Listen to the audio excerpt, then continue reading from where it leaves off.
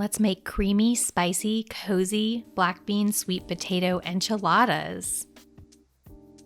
Make the creamy chipotle sauce by combining cashews with water, lime juice, garlic, nutritional yeast, and chipotle powder. Blend till it's smooth and creamy, then set it aside. Mix sweet potato, black beans, dried spices, and a little enchilada sauce, mixing and matching until you have a well-combined, chunky mixture.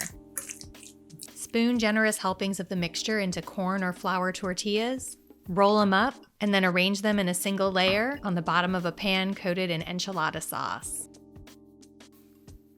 Now slather on even more enchilada sauce and spread on that creamy, smoky chipotle cream.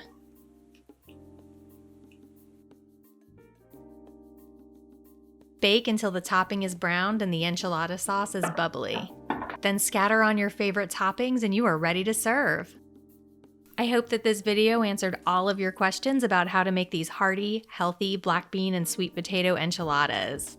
If you have any questions I didn't address, feel free to drop a comment. I'm always happy to help. And don't forget to rate and subscribe. Happy cooking!